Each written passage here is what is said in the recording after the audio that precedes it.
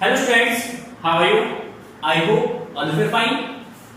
Student, today we are going to discuss a new topic of chapter electromagnetic induction, that is motional EMF. Motional EMF means let us suppose अगर कहीं भी magnetic field है और उस magnetic field में कोई conductor इस तरीके से मूव करता है, इस तरीके से कि मैग्नेटिक फील्ड के परपेंडिकुलर डायरेक्शन में मूव करता है, तो उस केस में उस कंडक्टर के एंड के क्रॉस एक ईएमएफ इंड्यूस होता है और उसी ईएमएफ को हम उसका मोशनल ईएमएफ कहते हैं, क्योंकि यहाँ पे कंडक्टर मूवेबल है, कंडक्टर को मूव कर रहे हैं। कंडक्टर में भी एक क्लोज सर्किट में भी हो सकता है और एक ओपन सर्किट में भी हो सकता है, एक आपका रॉड भी हो सकता है और एक आपका कॉइल भी हो सकता है। दोनों के केस में अगर वो मूवेबल है, मूव कर रहा है, तो उस केस में जो करंट ईएमएफ जो इंड्यूस होगा, that's EMF is called motional EMF. So now let us suppose we have a uniform magnetic field that is given by cross sign. Cross means perpendicular inward the plane. Perpendicular inward the plane. This is a uniform magnetic field B. Let us suppose a conductor is moving. A conductor is moving perpendicular to this magnetic field with velocity v. With velocity v. Let us suppose we have a conductor that is PQ. PQ conductor है and एक uniform magnetic field में एक uniform velocity से move कर रहा है right hand side में. And we know that this is a conductor and conductor have many free electrons. इस कंडक्टर के अंदर बहुत सारे फ्री इलेक्ट्रॉन्स भी होंगे एंड अगर इस कंडक्टर v वेलोसिटी से अगर मूव कर रहा है, v वेलोसिटी से अगर ये मूव कर रहा है, तो इसके अंदर जितने भी फ्री इलेक्ट्रॉन्स होंगे, फ्री इलेक्ट्रॉन्स भी आपका एक फोर्स एक्सपीरियंस करेगा, क्योंकि फ्री इलेक्ट्रॉन्स मूव कर रहे हैं. फ्री इलेक्ट्रॉन्स अगर v वेलोसिटी से मैग्नेटिक फील्ड के परपेंडिकुलर डायरेक्शन में मूव कर रहा है, it means free electrons can experience a Lorentz magnetic force and the direction of Lorentz magnetic force can be determined by the Fleming's left hand rule. Fleming's left hand rule. So now here a electron just like this. This is an electron. ये electron आपका इस direction में velocity से move कर रहा है, तो ये इलेक्ट्रॉन एक फोर्स को एक्सपीरियंस करेगा. किस डायरेक्शन में? तो according to Fleming's left hand rules और right hand thumb rule, right hand palm rule use कर सकते हैं हम यहाँ पे. सो नाउ मैग्नेटिक फील्ड, आपका मैग्नेटिक फील्ड क्या इनवर्ड है. Magnetic field thumb indicate the motion. जैसे ये आपका मैग्नेटिक फील्ड हो गया, थंब इस डायरेक्शन में, मोशन की डायरेक्शन इलेक्ट्रॉन इस डायरेक्शन में मूव कर रहा है, then force can experience upward. तो ये जो इलेक्ट्रॉन है, ये इलेक्ट्रॉन आपको कहां फोर्स एक्सपीरियंस करेगा? Q से P के डायरेक्शन में.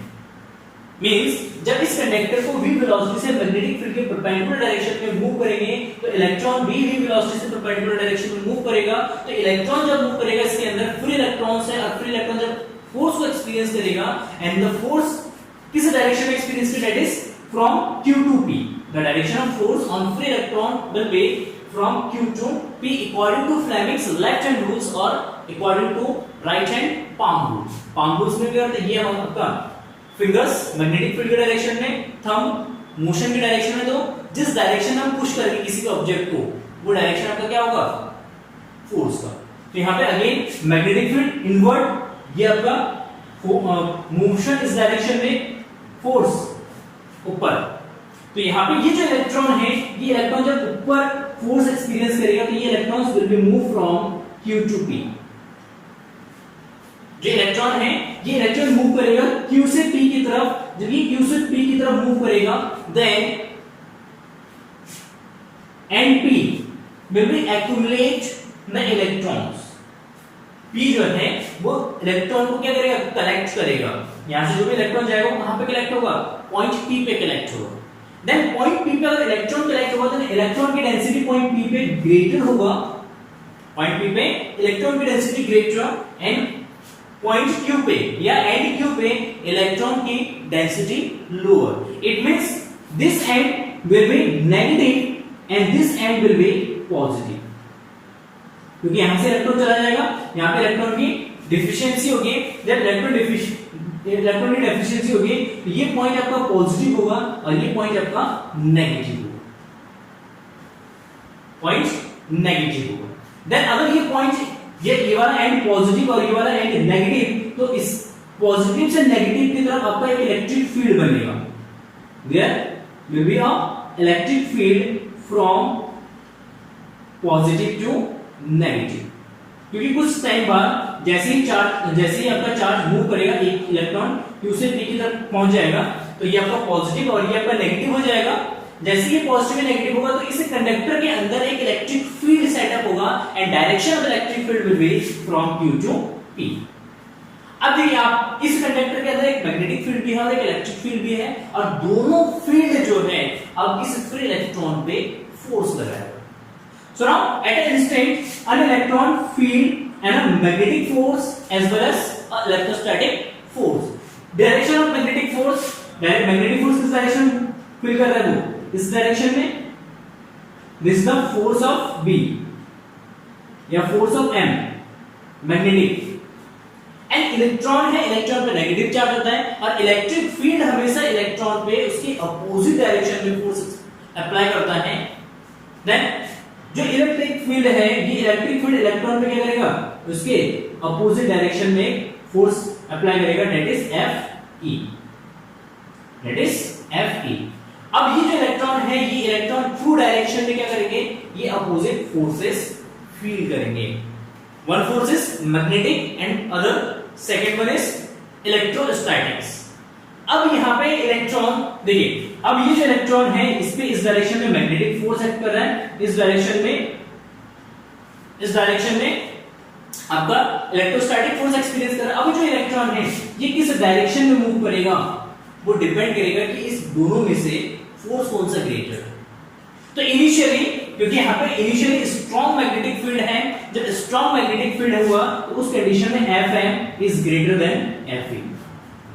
इनिशियली स्टार्टिंग में Fe से क्या होगा, ग्रेटर होगा। जब ये ग्रेटर होगा तो इलेक्ट्रॉन्स एक्यूमुलेट होगा पॉइंट P पर, मींस वो Q से कहां जाएगा, पॉइंट P पे जाता है। तो नंबर ऑफ चार्ज P पे एंड Q पे इंक्रीज होता जाएगा। जैसे नंबर ऑफ चार्ज इंक्रीज होगा तो उसके रिस्पेक्ट में जो आपका इलेक्ट्रिक फील्ड बनेगा वो भी इंक्रीज होता जाएगा। और एक कंडीशन ऐसा आ जाएगा जब electrostatic force and magnetic force will be equal, क्योंकि देखिए यहां से इलेक्ट्रॉन कंटीन्यूअसली कहां पे जाता जाएगा, P पे, तो यहां पे इलेक्ट्रॉन की डेफिशिएंसी होती जाएगी, तो number of positive charge increase होता जाएगा। यहां पे number of electric negative charge increase होगा, क्योंकि इलेक्ट्रॉन्स कंटीन्यूअसली कर रहा है, P पे एक्यूमुलेट हो रहा है। तो ये नेगेटिव ये positive continuously negative and positive charge का इंक्रीज होगा। जब negative and positive charge increase होगा तो आपका इलेक्ट्रिक फील्ड में इंक्रीज होगा। जब इलेक्ट्रिक फील्ड इंक्रीज होगा देन जो इलेक्ट्रोस्टैटिक फोर्स है ये भी आपका इंक्रीज करेगा। जब इलेक्ट्रोस्टैटिक फोर्स इंक्रीज करेगा तो धीरे धीरे एक ऐसा सिचुएशन आएगा, इक्विलिब्रियम का स्टेट, जब इलेक्ट्रॉन पे उसका magnetic force and electrostatic force will be equal. क्या होगा, इक्वल होगा। और उस केस में अब इलेक्ट्रॉन का फ्लो होना बंद हो जाएगा, मतलब इलेक्ट्रॉन अब Q से P की तरफ नहीं जाएगा। जहां पे जो इलेक्ट्रॉन्स हैं वो अपने उसी पोजीशन पे बना रहेगा, अपना पोजीशन अब चेंज नहीं करेगा। वो हमारा क्या होगा, एक सैचुरेशन स्टेट होगा। क्या होगा, एक सैचुरेशन स्टेट की उस स्टेट में अब इलेक्ट्रॉन का मोशन बंद हो जाएगा, इलेक्ट्रॉन अब मूव नहीं करेगा। So now at equilibrium state, इस केस में इक्विलिब्रियम स्टेट पे ठीक है। So first of all the magnetic force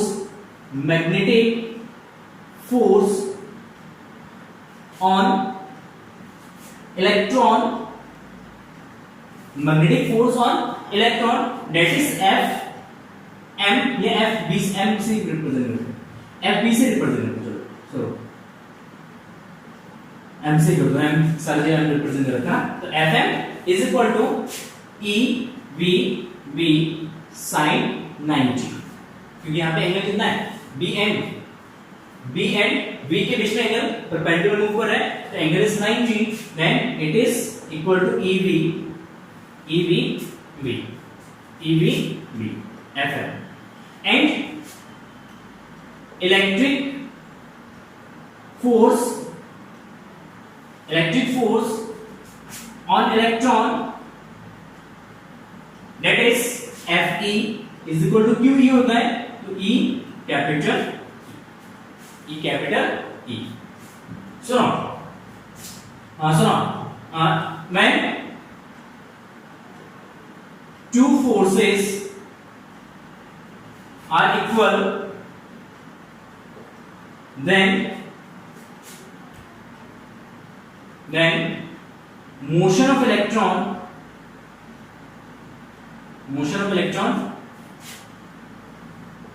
will be stopped. ठीक है, क्या हो जाएगा? स्टॉप हो जाएगा.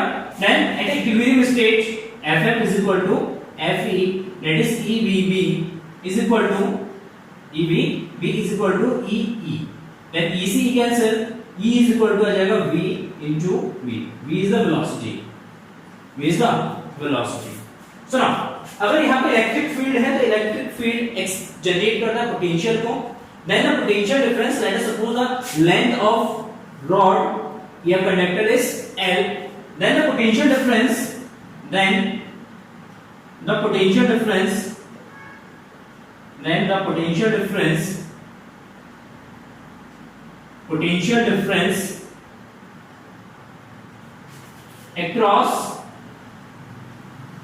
across the ends of the rod.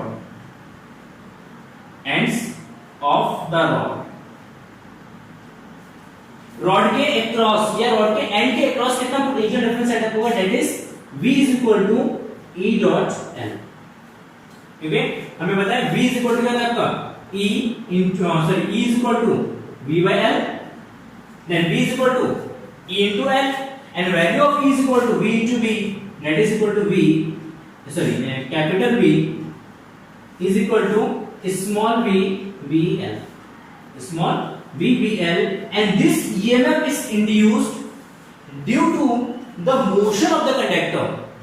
This potential difference is induced due to the motion of the conductor. So this potential difference is called as motional induced EMF.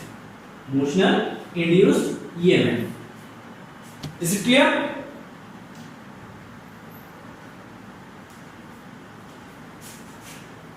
So motional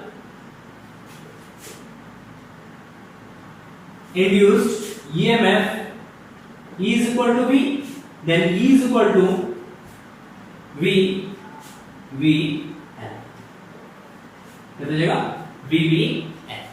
ठीक है, तो this is the expression for induced motional या motional induced EMF की जब कोई conductor move करता है तो मूवेबल कंडक्टर क्या करता है, उसमें एक EMF इंड्यूस करता है उसके एंड पे, और इस EMF को ये कहेंगे इसका induced EMF. Is it clear? So बड़ा and current induced if this circuit is closed. Let us suppose जो हमारे पास सर्किट है ये सर्किट क्या है, क्लोज्ड है. लेट अस सपोज ये क्लोज सर्किट है, इसको क्लोज कर देते हैं, मतलब इसको एक रिंग बना देते हैं, इस तरीके से कनेक्ट कर देते हैं, सर्किट को क्लोज कर देते हैं. देन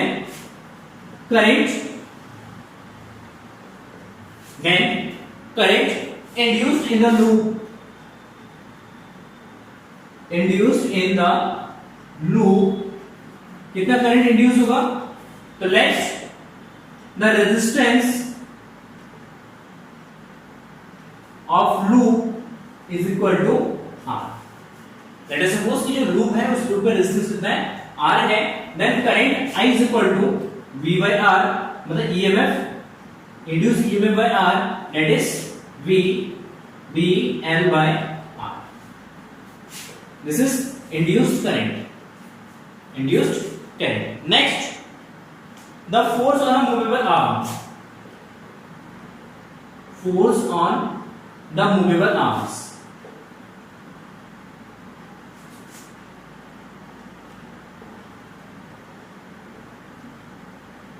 जो मूवेबल आर्म्स है उस पे फोर्स कितना हुआ, ठीक है। सुनो, फोर्स ऑन मूवेबल आर्म्स, ये जो आर्म्स है, ये वाला आर्म्स ये मूवेबल है ना, तो इस आर्म्स पे कितना फोर्स एक्ट करेगा, तो इसमें करंट कितना है, जब ये पोटेंशियल सेटअप हो तो इसमें करंट फ्लो हो रहा है I परपेंडिकुलर डायरेक्शन में, ठीक। मैग्नेटिक फील्ड में है, मैग्नेटिक फील्ड में एक कंडक्टर जिसमें I करंट फ्लो हो रहा है, तो इस पे फोर्स कितना लगेगा, that is force F is equal to will sine theta, will sine theta. So now sine theta is equal to 90 या थीटा इज इक्वल टू 90, क्योंकि सब एक दूसरे के परपेंडिकुलर है, तो theta is equal to 90। So now V into I, current is equal to VL by R into L, that is V by R, V is the velocity and V square L square. This is the formula for force which is act on a movable arms. Is it clear? And next that is power delivered by the external force. External force ने कितना power deliver किया, then power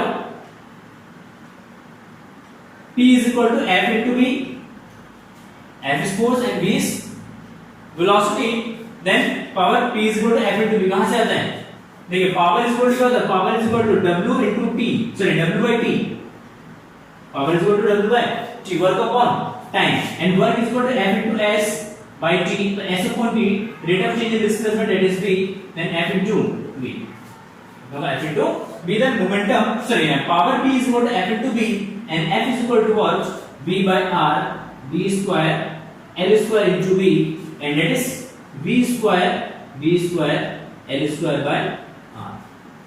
This is the power which is delivered by the force, चलो जो force deliver कर रहा है तो उसका पावर भी है। एंड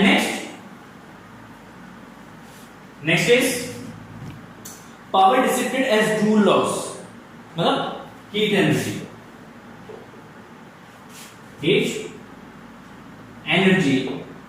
इन पर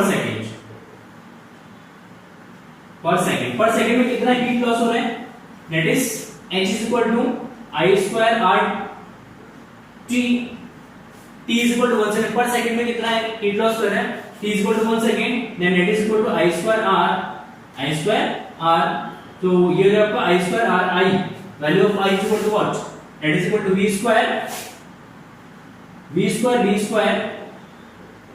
L square by R square into R, then R से R cancel, then V square L square by R joule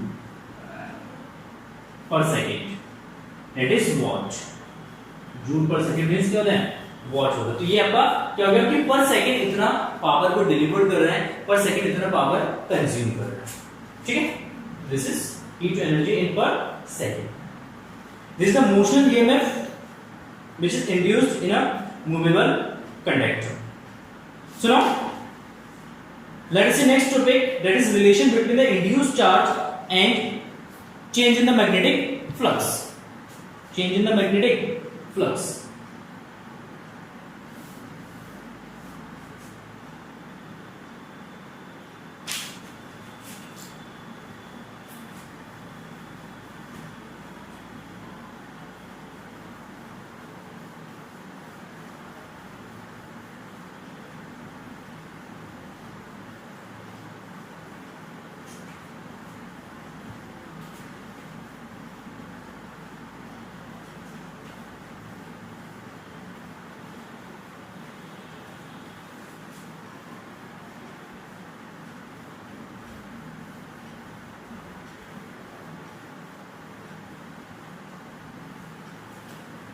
Next,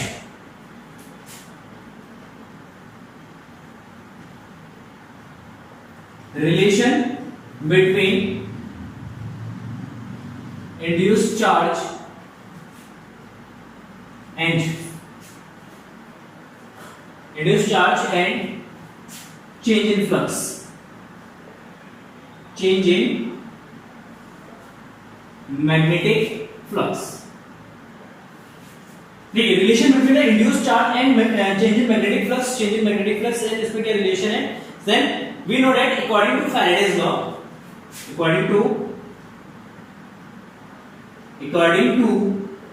Faraday's law,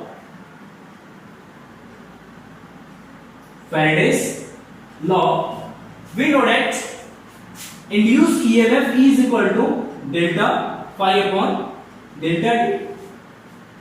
Induced EMF is equal to rate of is proportional to rate of change in flux. Flux में जिस rate से change होगा उसी rate से आपका EMF induce होगा. सुनो, and according to Ohm's law, अगर कहीं EMF है तो क्या इंड्यूस करेगा?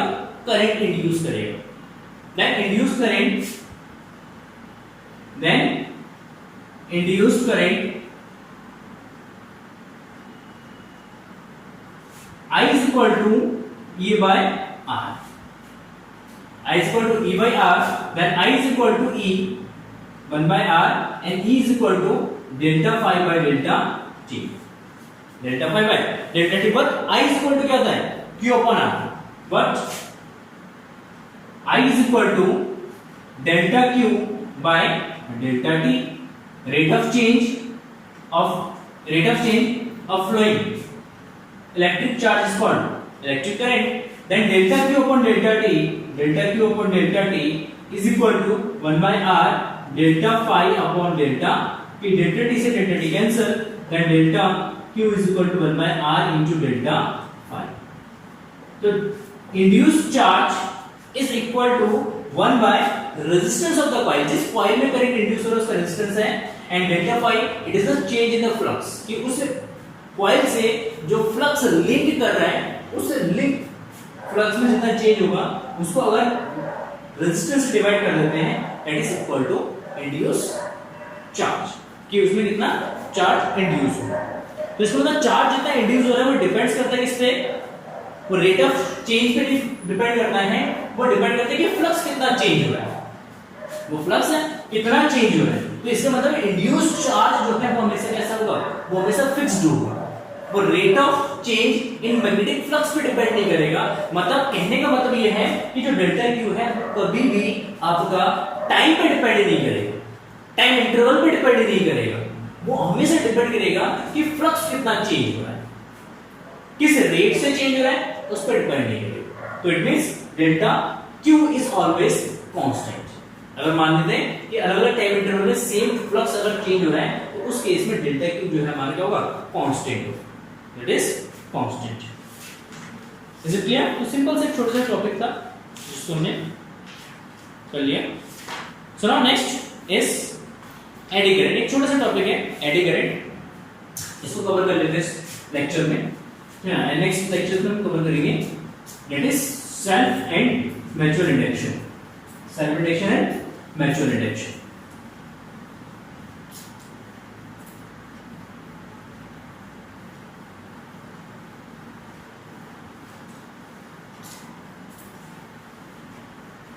So now most important topic is eddy current. That is eddy current.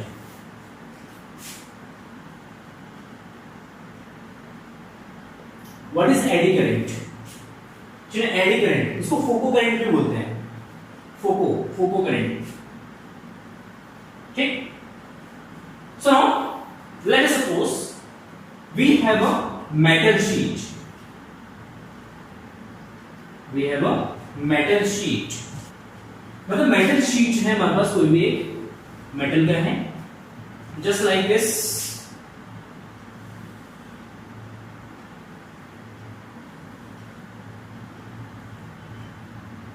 This is a metal sheet. Metal sheet. Clear? Now, let us suppose a magnet is moving nearby it. This is north pole and this is south pole. तो recall करो जब मैंने आपको magnetic induction, electromagnetic induction explain किया था तो उसमें मैंने आपको एक चीज बताया था, शायद आपको याद हो, कि इलेक्ट्रोमैग्नेटिक इंडक्शन बेसिकली क्यों क्रिएट हो रहा है? क्योंकि नेचर हमेशा चेंज को क्या करता है? अपोज करता है. जब नेचर चेंज को अपोज करता है तो वो कुछ ना कुछ एक न्यू क्वांटिटी को इंट्रोड्यूस करता है इन फिजिक्स। फिजिक्स में कैसे करना, नेचर में ही नए क्वांटिटी को इंट्रोड्यूस करते हैं जिसको हम स्टडी फिजिक्स में कर रहे हैं। तो यहाँ पे भी जब किसी कॉइल से, जब हमारे पास क्या होता है, कॉइल होता है, तो उस कॉइल से लिंक्ड मैग्नेटिक फ्लक्स में चेंज होता है, तो मैग्नेटिक फ्लक्स जो चेंज हो रहा है मैग्नेटिक फ्लक्स में, वो क्रिएट करता है इंड्यूस करंट को एंड इंड्यूस्ड ईएमएफ को, जो उसके अपोजिट डायरेक्शन में मैग्नेटिक फील्ड बनाता है, ताकि मैग्नेटिक फील्ड चेंज ना हो, कांस्टेंट रहे। सेम प्रोसेस यहां पे भी होता है कि जब कोई मेटल शीट है, मेटल शीट के अराउंड जब हम क्या करते हैं, किसी मैग्नेट को मूव करते हैं, किसी मैग्नेट को यहां पे मूव करेंगे, एक बार इसके पास ले जाएंगे, एक बार इससे दूर ले जाएंगे, इस तरीके से यहां पे क्या करेंगे, इसको मूवेबल बनाएंगे मैग्नेट को। अगर इस मैग्नेट को यहां पे मूवेबल बनाते हैं, तो इस केस में ये से जो मैग्नेटिक फ्लक्स निकलेगा, this magnetic flux will be linked with this metal plate. ये जो मैग्नेटिक फील्ड है, ये इस मेटल प्लेट से क्या करेगा, लिंक करेगा, करेगा नहीं करेगा, लिंक करेगा। बहुत बढ़िया। जब अब ये जो मैग्नेट है, इस मैग्नेट को यहां पे क्या करते हैं, अगर हम मूव करते हैं, तो इस मेटल प्लेट से जो मैग्नेटिक फ्लक्स या मैग्नेटिक फील्ड लिंक करेगा, this magnetic field will be change, और we can say the magnetic flux will be change. तो अगेन यहां पे चेंज होगा, किसमें, मैग्नेटिक फ्लक्स में। जब मैग्नेटिक फ्लक्स में चेंज होगा, तो नेचर क्या चाहेगा कि ये चेंज ना हो, मतलब वो चेंज को क्या करेगा, अपोज करेगा। इनिशियली वो चेंज को क्या करेगा, अपोज करेगा। अपोज करने के लिए वो चेंजेबल मैग्नेटिक फील्ड के अपोजिट डायरेक्शन में एक मैग्नेटिक फील्ड क्रिएट करने की कोशिश करेगा, एक मैग्नेटिक फील्ड प्रोड्यूस करने की कोशिश करेगा। तो मैग्नेटिक फील्ड प्रोड्यूस करने के लिए उसको कहीं ना कहीं एक करंट को इंड्यूस करना होगा। सो इन अ मेटल शीट के केस में जो करंट इंड्यूस होता है, उस मेटल शीट के सरफेस पे क्रिएट होता है, जस्ट लाइक दिस। ये जो मेटल शीट है हमारा, यहाँ पे जो मेटल शीट अंदर रखा है, इस मेटल शीट के ही अंदर, क्योंकि मेटल है, मेटल के अंदर क्या होता है, फ्री इलेक्ट्रॉन्स होते हैं, and free electrons are free to move करने के लिए फ्री है। जब चेंजेबल मैग्नेटिक फील्ड क्रिएट होगा, तो चेंजेबल मैग्नेटिक फील्ड जो है यहाँ पे क्या इंड्यूस करेंगे, करंट इंड्यूस करेगा, कहां पे, इस मेटल के सरफेस पे, जस्ट लाइक दिस। क्योंकि अब यहाँ पे इसको क्लोज सर्किट तो नहीं मिलेगा ना, तो इलेक्ट्रॉन जो यहाँ पे रिवॉल्व करते हैं, वो इलेक्ट्रॉन एक कॉन्सेंट्रिक सर्कल के फॉर्म में इस तरीके से ये रिवॉल्व करते हैं। जब इलेक्ट्रॉन सर्कुलर पाथ पे रिवॉल्व करेगा, तो यहाँ पे करंट भी जो है आपका क्या होगा, सर्कुलर पाथ पे कॉन्सेंट्रिक सर्कल के फॉर्म में यहाँ पे करंट भी इंड्यूस होगा। अब ये जो करंट है, this current is like eddies in water. Water में जो एडीज होते हैं, जो भंवर होती है, भंवर, वाटर में जब हम किसी पानी में क्या करते हैं, पत्थर फेंकते हैं, तो उसमें भंवर उत्पन्न होती है ना, भंवर को हम क्या कहते हैं, एडीज कहते हैं। तो वो जो वाटर के अंदर जो एडीज क्रिएट होगा, उस एडीज के जैसा होता है ये करंट। तो इसीलिए इस करंट को हमने नेम दिया eddy current. So this current are known as eddy current, क्योंकि ये एडीज, वाटर में जो एडीज क्रिएट हो रहा है, उस एडीज के जैसा दिखता है, तो इसलिए हमने यहाँ पे इसको एडी करंट बोला है। तो एडी करंट बेसिकली चेंज कब होता है, sorry, eddy current basically induce कब होता है, जब किसी मेटल या किसी मेटल सरफेस को एक चेंजेबल मैग्नेटिक फ्लक्स के अंदर रखते हैं, चेंजेबल मैग्नेटिक फील्ड के अंदर रखते हैं, तो उस चेंजेबल मैग्नेटिक फील्ड या चेंजेबल मैग्नेटिक फ्लक्स के कारण उस मेटल सरफेस पे जो करंट इंड्यूस होता है, वो करंट कॉन्सेंट्रिक सर्कल्स के फॉर्म में होता है। और concentric circles just like as a eddies in water, water में जो एडीज क्रिएट होते हैं उसके जैसा दिखते हैं, तो इसीलिए ये करंट जो है आपका एडी करंट होता है। तो एडी करंट मेटल में क्रिएट होता है, मेटल सरफेस पे क्रिएट होता है, जब मैग्नेटिक फ्लक्स को क्या करा जाता है, चेंज करा जाता है। So now let's say the definition of eddy current. Definition of eddy current. अगर यूनिफॉर्म मैग्नेटिक फील्ड में रखेंगे मेटल सरफेस को, तो एडी करंट जनरेट नहीं होगा। ये केवल तभी होगा जब मैग्नेटिक फ्लक्स आपका क्या होगा, चेंज होगा। So now definition of eddy current, that is the eddy current are current induced in a solid. Eddy current are currents that induced in solid metal eddy currents are current that induced in solid metal when the magnetic flux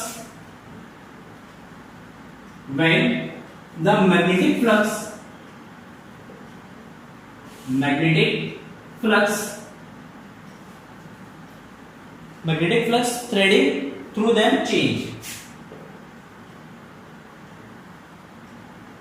Threading through them change. The eddy current are currents that induced in a solid metal when the magnetic flux threading through them change. मतलब उस metal solid metal से जो magnetic flux link करेगा, अगर वो magnetic flux में change हो रहा है तो वो चेंज इन मैग्नेटिक फ्लक्स जो है उसी मेटल सरफेस पे क्या क्रिएट करेगा, एडी करंट को क्रिएट करेगा। अच्छा, what is the important of eddy current? Eddy current का इंपॉर्टेंस क्या है? ठीक है, देखो एडी करंट का इंपॉर्टेंस बहुत जगह है।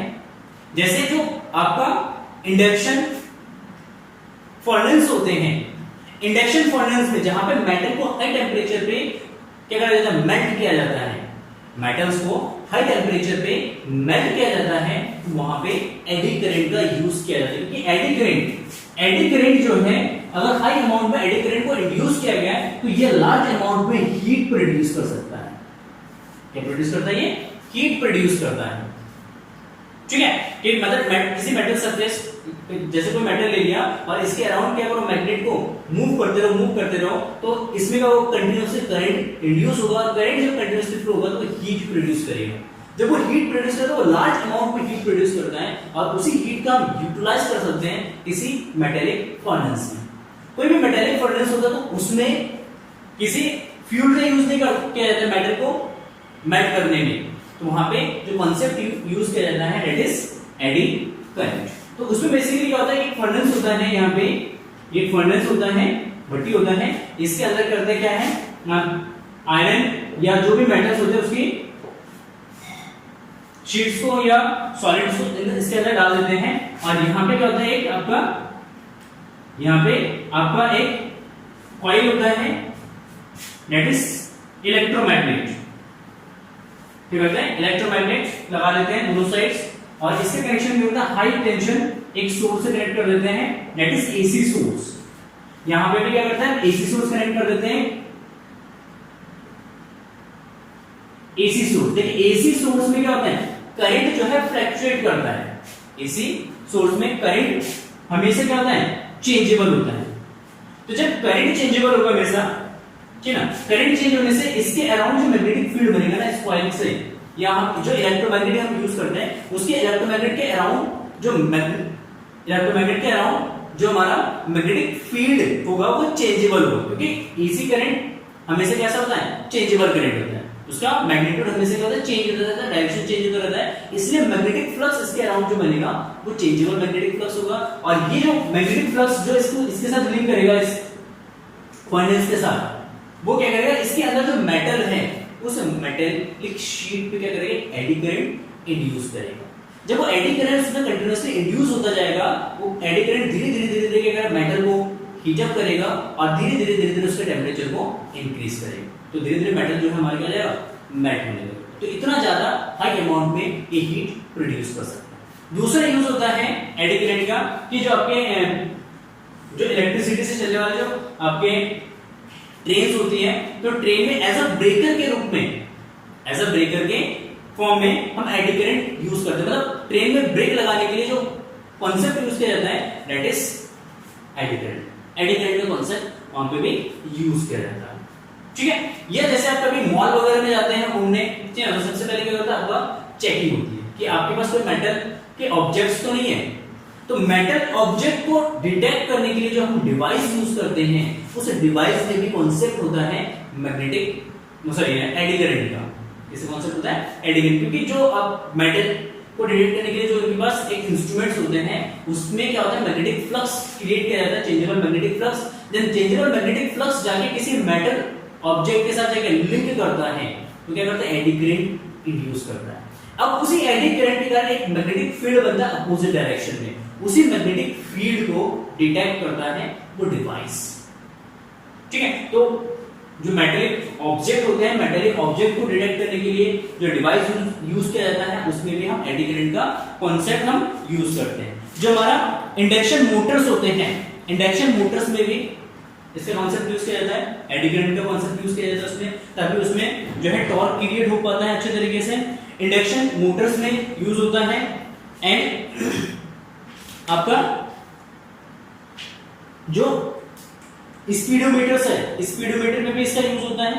मतलब एडी करंट जो है एक मोस्ट इंपॉर्टेंट फिनोमेना है, जिसके बेस्ड हम बहुत सारे एक्सपेरिमेंट एंड बहुत सारे इंस्ट्रूमेंट्स डिवाइसेस हम बना सकते हैं। ठीक है, तो ये एडी करंट पे है एंड जो है थैंक यू, आई होप समझ में आया होगा एडी करंट के बारे में, किस तरीके से एडी करंट वर्क करता है, किस तरीके से एडी करंट जनरेट करता है, किस तरीके से उसको हम यूटिलाइज कर सकते हैं। इसके डिसएडवांटेज भी है।